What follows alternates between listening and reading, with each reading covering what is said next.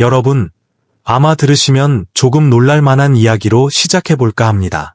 만약 여러분이 오래전 일반 탄산음료에서 다이어트 음료로 갈아타셨다면 아마 의사의 권고나 건강 매체의 정보를 믿으셨을 겁니다. 설탕을 줄이는 것이 건강을 위한 책임감 있는 선택이라고 판단하셨겠지요. 저는 여러분의 그 결정이 틀렸다고 말하려는 것이 아닙니다.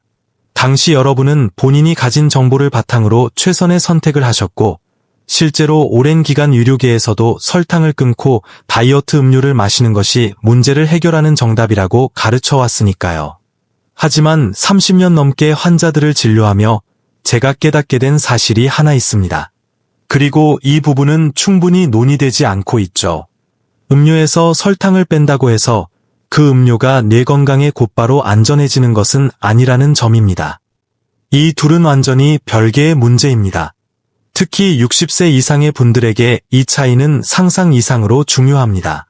최근의 신뢰도 높은 장기 연구들에 따르면 매일 다이어트 음료를 섭취하는 습관은 뇌졸중 및 치매 위험을 유의미하게 높일 수 있다고 합니다. 단 한 캔, 혹은 단 한 번의 섭취 때문이 아닙니다. 문제는 수년간 지속된 패턴에 있습니다. 노화된 뇌는 젊은 뇌와 달리 이러한 화학 물질에 민감하게 반응합니다.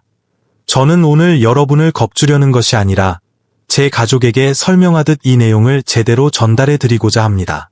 제 진료실에서 흔히 보는 사례부터 말씀드리죠. 67세에 은퇴한 교사였던 글로리아라는 환자가 있었습니다. 그녀는 매일 십자말풀이를 하고 강아지와 산책을 즐기는 명석한 분이었죠. 그녀가 저를 찾아온 이유는 이른바 머릿속 안개, 파그, 현상 때문이었습니다. 이름을 아예 있는 건 아니지만 단어가 바로 떠오르지 않아 지체되거나 주방에 들어갔을 때 내가 얘 여기 왔는지 잠시 멍해지는 증상이었죠. 누구나 겪을 수 있는 일이지만 그녀의 생활 습관을 조사하던 중 한 가지가 눈에 띄었습니다. 그녀는 약 15년 동안 매일 3, 4캔의 다이어트 콜라를 마셔왔던 것입니다. 글로리아는 50대의 혈당 조절을 위해 설탕을 끊으라는 권고를 따랐을 뿐이었습니다. 하지만 그 설탕을 무엇으로 대체했는지, 그리고 그 대체제가 시간이 흐르며 몸에 어떤 영향을 주는지에 대해서는 아무도 말해주지 않았죠.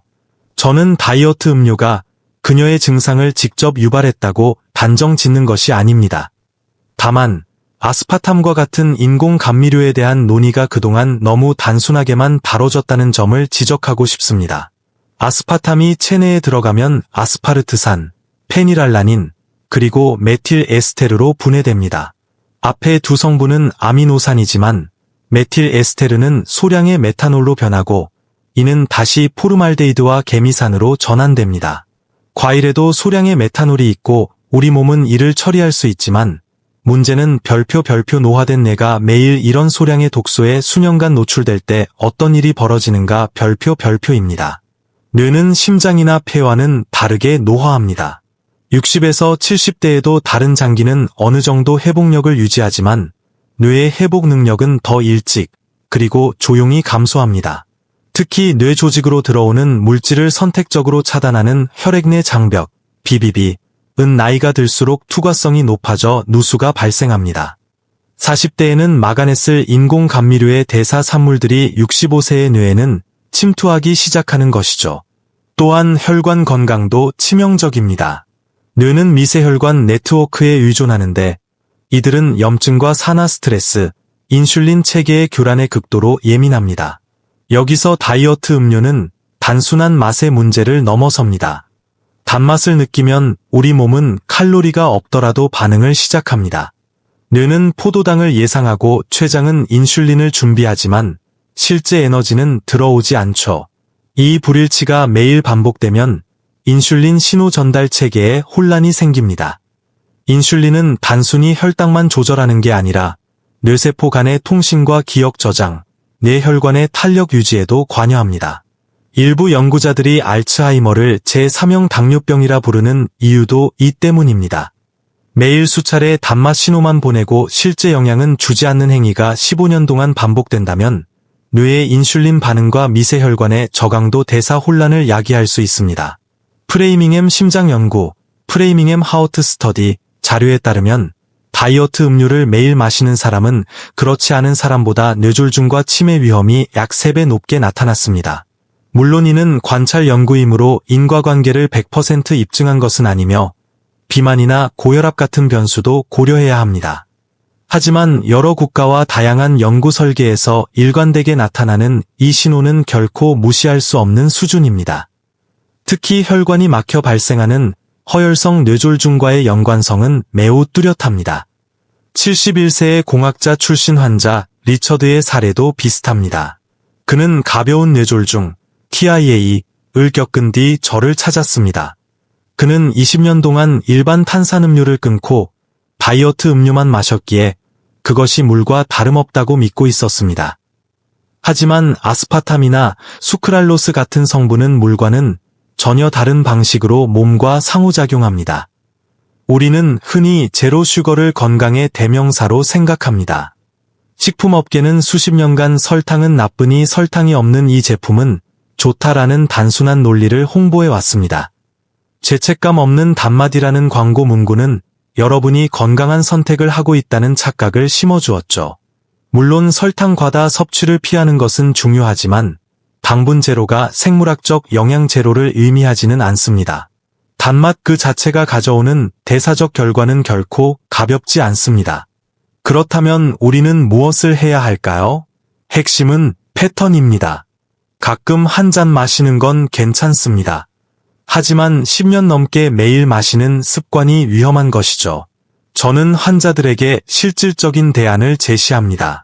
커피나 차에 인공 감미료 대신 천연 생꿀을 아주 조금, 반 티스푼 이하 넣어보세요. 우리 몸은 이를 진짜 음식으로 인식하며 혈당에 미치는 영향도 미미합니다. 시나몬 가루도 훌륭한 대안입니다. 설탕 없이도 단맛의 풍미를 더해주며 인슐린 민감도에도 도움을 줄 수 있죠. 진짜 바닐라 추출물 몇 방울도 내가 단맛을 느끼게 유도하는 좋은 방법입니다. 가장 중요한 것은 별표 미각 재훈련 별표입니다. 60세가 넘으면 미각 세포가 줄어들어 더 강한 단맛을 찾게 되는 경향이 있습니다. 하지만 몇 주에 걸쳐 서서히 단맛을 줄여나가면 우리 입맛은 다시 적응합니다. 한 달 정도 지나면 예전에 마시던 다이어트 음료가 지나치게 달게 느껴지는 놀라운 경험을 하게 될 것입니다. 저는 다이어트 음료를 끊는 것이 치매를 100% 예방한다고 장담할 수는 없습니다. 치매는 유전, 환경, 생활 습관이 얽힌 복잡한 질환이니까요. 하지만 인공 감미료 섭취를 줄이는 것은 노화된 뇌가 짊어져야 할 스트레스 요인 하나를 제거하는 확실한 방법입니다. 젊을 때의 뇌는 회복력이 크지만 나이가 들수록 그 여류 공간은 줄어듭니다. 40대에는 무시해도 좋았던 자극이 65세에는 큰 부담이 될 수 있죠. 그러니 의사를 만날 때 본인의 감미료 섭취 습관을 먼저 이야기해보세요. 혈압이나 콜레스테롤만큼이나 중요한 대화의 시작이 될 것입니다. 노년의 독립적인 삶을 알아가는 가장 큰 요인은 인지 기능의 저하입니다. 명료하게 생각하고 스스로 결정하는 능력을 지키기 위해서라면 아주 작은 변화라도 시도할 가치가 있습니다. 오늘 당장 다 버리라는 것이 아닙니다. 내일은 한 잔 덜 마시고 다음 주에는 커피에 시나몬을 뿌려보는 것부터 시작해보세요. 여러분의 뇌는 충분히 그럴 만한 가치가 있습니다.